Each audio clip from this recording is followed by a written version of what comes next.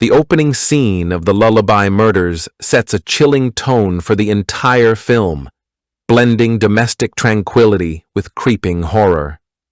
It begins in a dimly lit nursery, where a young mother gently rocks her baby, humming a soft, haunting lullaby. The melody is sweet, yet unsettling, carrying an eerie weight that lingers in the air.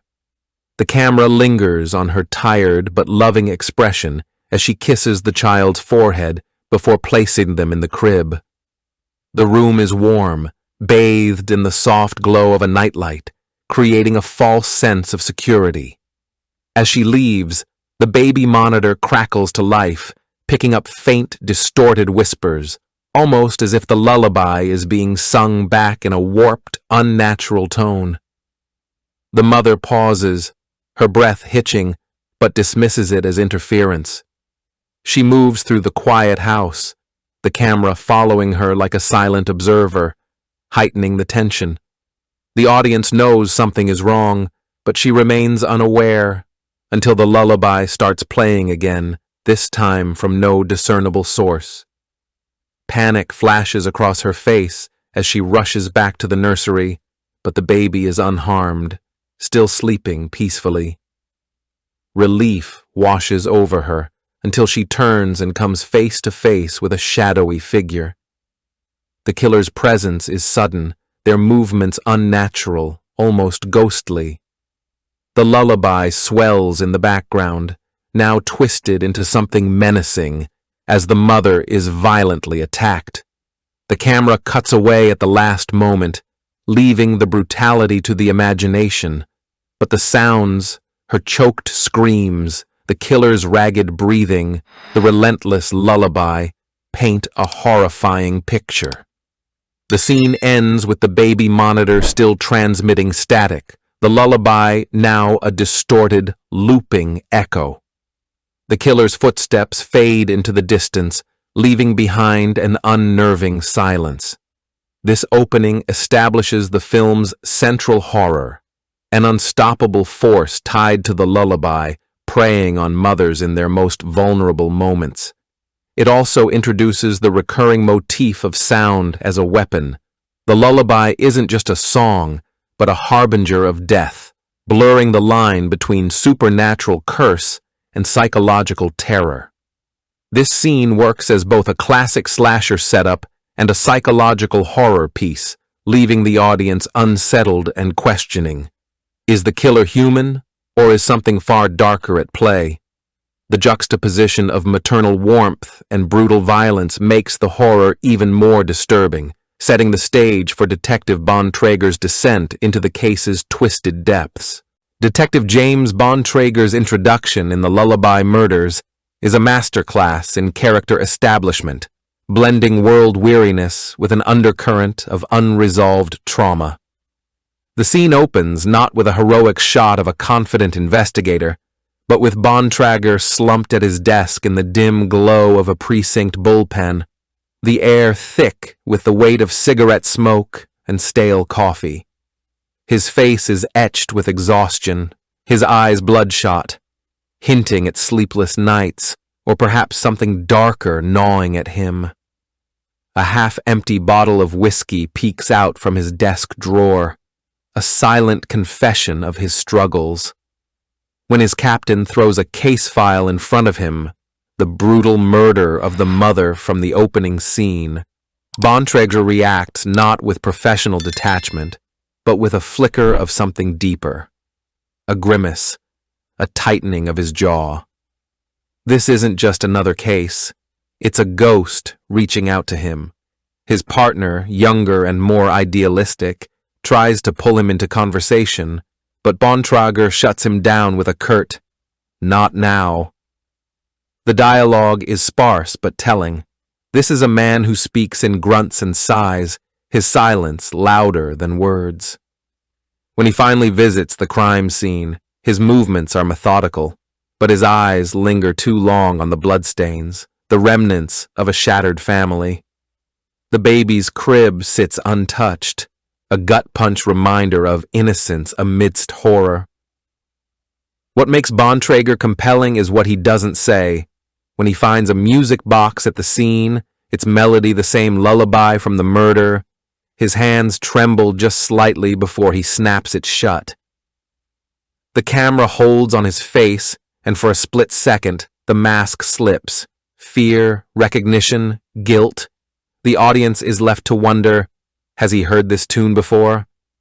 This introduction paints Bontrager as the archetypal flawed detective, but with a crucial twist. He isn't just battling a killer, he's wrestling with his own demons, and the lullaby seems to be the key to both. By the end of the scene, one thing is clear. Whatever this case is, it's personal, and that's what's going to get him, or someone else, killed.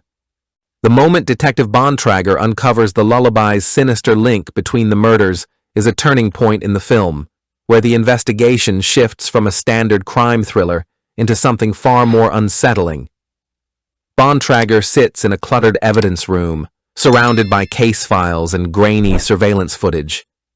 His fingers trace the edges of an old, scratched music box recovered from the first victim's home. When he winds it, the same eerie lullaby plays. But this time, he really listens. The melody is faintly familiar, like something from a half-remembered nightmare. A forensic tech, likely a no-nonsense character with a penchant for folklore, remarks, "You hear how the cadence changes at the end? That's not just a lullaby, it's a morning song." Bontrager digs deeper, poring over historical records and crumbling newspapers in a dimly lit archive. The film cleverly intercuts these shots with flashes of old black-and-white photos, a stern-faced woman singing to a child, a headline about a tragedy long buried. The lullaby, it turns out, dates back decades, possibly even centuries, tied to a local legend, a grieving mother who lost her child and sang the song before taking her own life. A curse, anyone who hears it in its true form, not the sanitized nursery version, is marked for death. The lullaby isn't just a song, but a summoning. Bontrager tracks down an elderly woman, the classic creepy informant trope, who recognizes the tune immediately. Her face pales. "You don't know what you're messing with, detective." She refuses to sing it but whispers, "It doesn't just warn you, it chooses you." As Bontrager leaves, the lullaby begins to follow him, faintly whistled by a child on the street, static on his car radio, even echoing in his dreams. The film plays with ambiguity here. Is the song supernatural, or is it burrowing into his psyche, unraveling him? In a chilling realization, Bontrager notices something in the victim profiles. All the mothers heard the lullaby before dying, but none remembered singing it. The killer isn't just using the song, they're part of it. The scene ends with Bontrager standing over a crime scene photo, the lullaby's sheet music reflected in his glasses. The notes aren't just musical notation, they form a symbol, a sigil.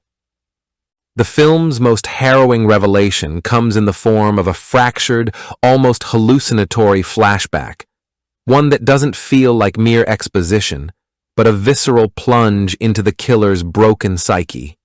The sequence unfolds like a half-remembered nightmare, drenched in the sickly amber hues of old photographs and the discordant strains of that lullaby, warped beyond recognition.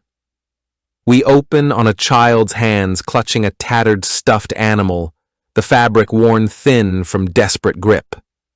The camera tilts up to reveal a dimly lit bedroom, not the warm sanctuary of the victims' nurseries, but a cold, oppressive space where shadows cling like cobwebs. A woman's voice, at once soothing and suffocating, hums the lullaby. But here it's different, slower, wrong. The melody drags like a funeral dirge, each note stretched into a shuddering gasp. The child, whose face we barely see, only flashes of wide, terrified eyes, is being smothered by the very song meant to comfort. The mother's hands, are they loving or cruel, stroke their hair, but the gesture feels possessive, not protective. Then, the shift. A raised voice, a slammed door. The lullaby twists into a scream, and suddenly, we're not in memory anymore, but in some grotesque limbo between past and present. Blood seeps under the door. The stuffed animal is flung into a corner. The lullaby keeps playing, now from a music box shattered on the floor. But the mechanism's broken, so how? The flashback fractures further. Glimpses of a small body being tucked into cold earth. The mother's wails merging with the lullaby. Then silence. And in that silence, the birth of something new. Not grief, but hunger. The first time the killer heard the lullaby sung back to them, not by their mother, but by the shadows. Detective Bontrager's unraveling is not a sudden collapse, but a slow, suffocating erosion of reality. A haunting transformation from hardened investigator to a man haunted by the very case he's trying to solve. The film crafts this descent with chilling precision, blurring the line between obsession and possession. It begins subtly, a fleeting reflection in a rain-smeared window that lingers too long, a whisper of the lullaby and the hum of a fluorescent light. Bontrager dismisses it at first, rubbing his eyes like a man trying to shake off a bad dream. But the melody follows him, creeping into the spaces between silence. It plays softly from a radio left on in an empty interrogation room. It echoes in the rhythmic tapping of a suspect's fingers against the table. It's there in the distant cry of a child outside the precinct. Or was it just the wind? His nights grow restless. The camera lingers on his apartment, case files pinned to the walls like a madman's manifesto, empty liquor bottles forming a shrine to his disintegration. He stares at crime scene photos until the victims' faces seem to twist into something accusing. Then the nightmares start. Visions of the killer standing at the foot of his bed, humming that damned lullaby.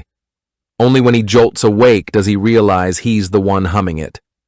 His colleagues notice. His partner pulls him aside, voice low with concern.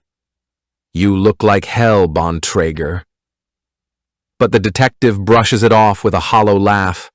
The audience sees what the other characters don't, the way his hands tremble when he lights a cigarette, the sweat beading on his temple during briefings, the way he flinches at the sound of a music box in an evidence locker. Then comes the breaking point.